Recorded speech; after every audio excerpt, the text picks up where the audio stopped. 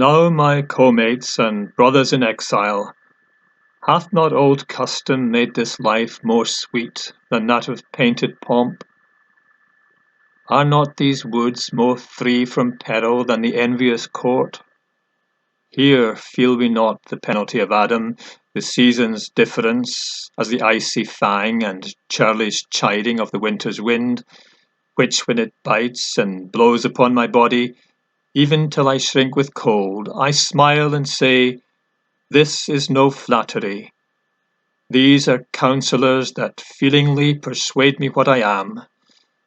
Sweet are the uses of adversity, which, like the toad, ugly and venomous, wears yet a precious jewel in his head. And this our life, exempt from public haunt, finds tongues in trees, books in the running brooks, sermons in stones, and good in everything.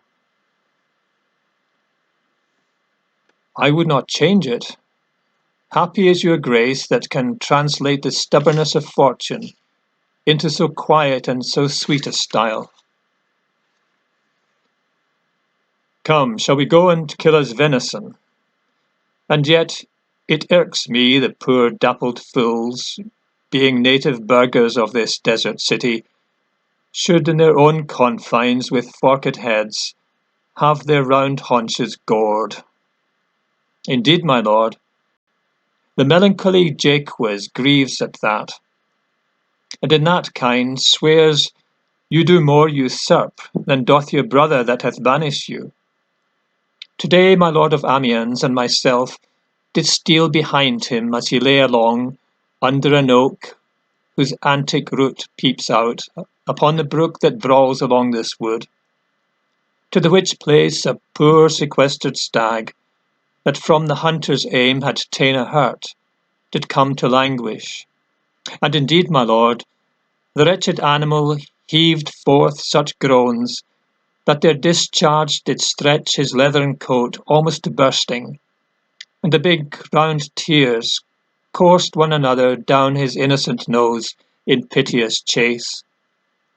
And thus the hairy fool, much marked of the melancholy Jaques, stood on the extremest verge of the swift brook, augmenting it with tears. But what said Jaques? Did he not moralize this spectacle? Oh yes, into 1,000 similes.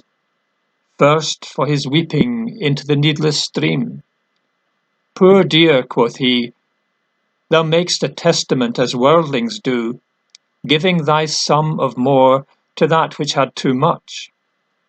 Then, being there alone, left and abandoned of his velvet friend, 'tis right, quoth he, thus misery doth part the flux of company.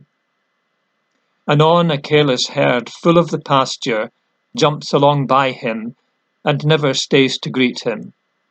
Ay, quoth Jaques, sweep on, you fat and greasy citizens, 'tis just the fashion. Wherefore do you look upon that poor and broken bankrupt there?